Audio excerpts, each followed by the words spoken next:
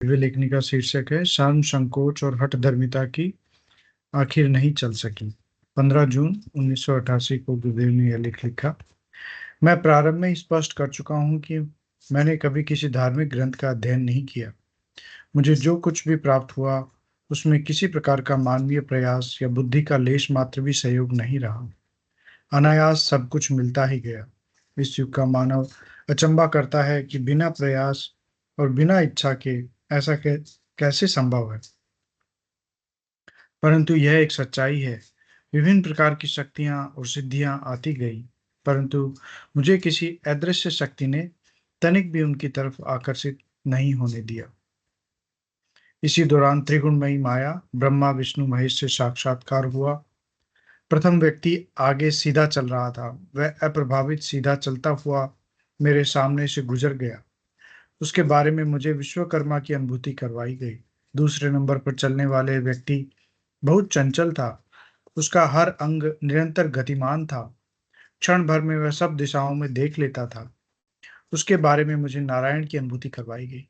इतने में तीसरा व्यक्ति यह कहता हुआ भागता आया कि सबको मार आया। उस समय वे तीनों ठीक मेरे सामने से गुजर रहे थे।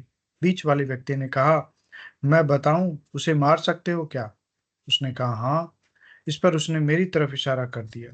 वे तीनों दक्षिण से उत्तर की तरफ जा रहे थे और मैं बाईं तरफ यानी कि पश्चिम में पूर्व की तरफ मुंह किए रास्ते में किनारे थोड़ी दूरी पर खड़ा था। तीसरा व्यक्ति मेरी तरफ देखे बिना ही मेरी तरफ चल दिया।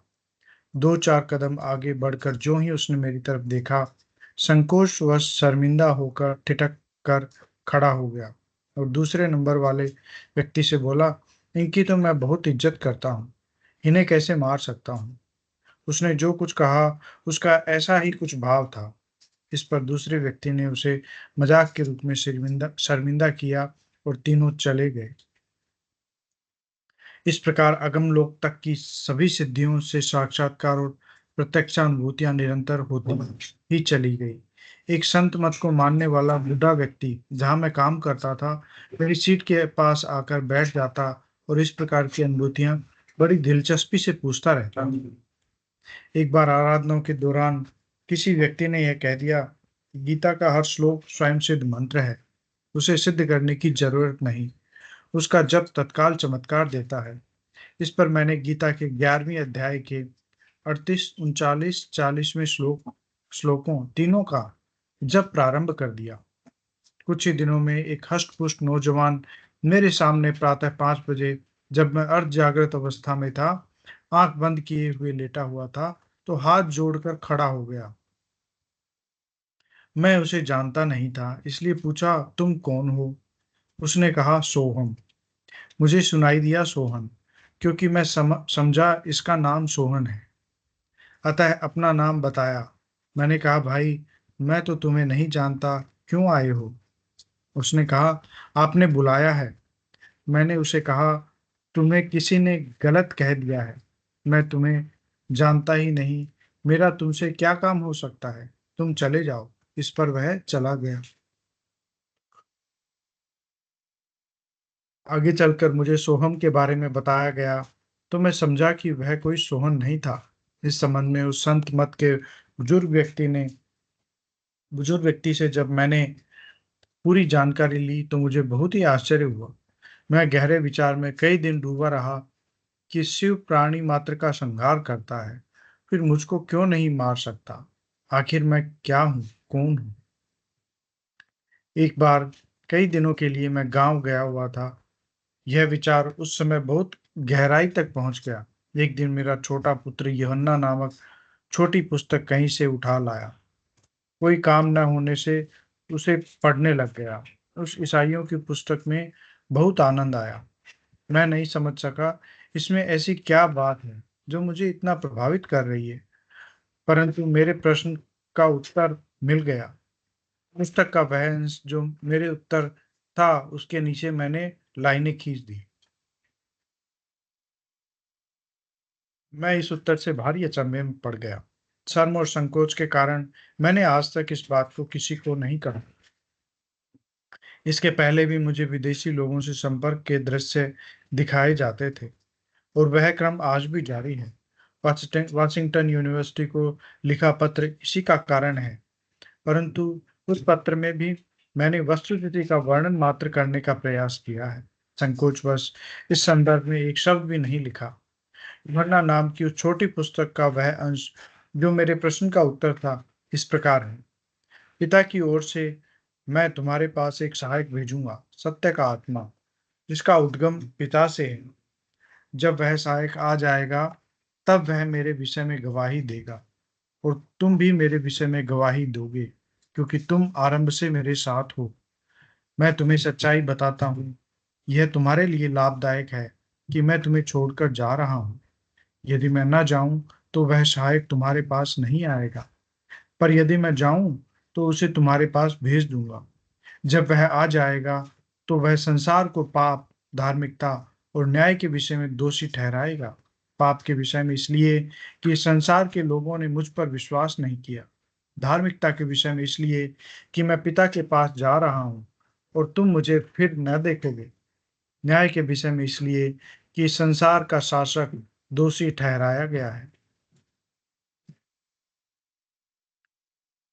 मुझे तुमसे और भी बहुत बातें कहनी है, पर अभी तुम उन्हें नहीं कर सकोगे। जब वह सत्य का आत्मा आएगा, तब संपूर्ण सत्य में तुम्हारा मार्गदर्शन करेगा। वह अपनी ओर से कुछ नहीं कहेगा, जो बातें सुनेगा वही कहेगा। वह होने वाली घटनाओं के विषय में तुम्हें बताएगा। वह मेरी महिमा करेगा, क्योंकि वह मेरी बातें ग्रहण करेगा और तुम्हें बताएगा। जो पिता का है वह मेरा है। इसलिए मैंने कहा कि आत्मा मेरी बातें ग्रहण करेगा और तुम्हें बताएगा। इस बात को संकोचवश मैं आज तक नहीं कर सका और यही यही अध्यात्म जगत में कार्य करना आरंभ कर दिया। परंतु मुझे बताया गया था कि मुझे यहाँ सफलता नहीं मिलेगी। उसी छोटी पुस्तक यूहन्ना में इस संदर्भ में यीशु ने स्वयं एक बात कही थी। उसकी तरफ इंगित करके मुझे समझाया गया। यीशु ने स्वयं यह साक्षी दी थी कि एक नबी का आदर उसकी मातृभूमि में नहीं होता, परंतु मैंने हठधर्मिता से ही यही काम प्रारंभ कर दिया। पूरे प्रयास के बावजूद मैं सफल नहीं हो सका। मुझे असफलता की आशंका पहले से थी, इस संदर्भ में बता दिया गया था, परंतु संकोचवश मैं इसे किसी के सामने प्रकट नहीं कर सका। समय बहुत थोड़ा है और कार्यभार बहुत अधिक सौंपा गया है। ये सार्वभौम कार्य है, मानव मात्र का इससे संबंध है। केवल भारत ही इसका अधिकारी नहीं है। मेरा सोचना गलत था। असफलता मिलना गलत नहीं है। मैं तथा मुझसे आध्यात्मिक दृष्टि से जुड़े लोग जिस आनंद की अनुभूति करते हैं, उसके बारे में यीशु के शिष्य यूहन्ना ने कहा है, यह एक आंतरिक आनंद है जो सभी सच्चे विश्वासियों के हृदय में आता है। यह आनंद हृदय में बना रहता है।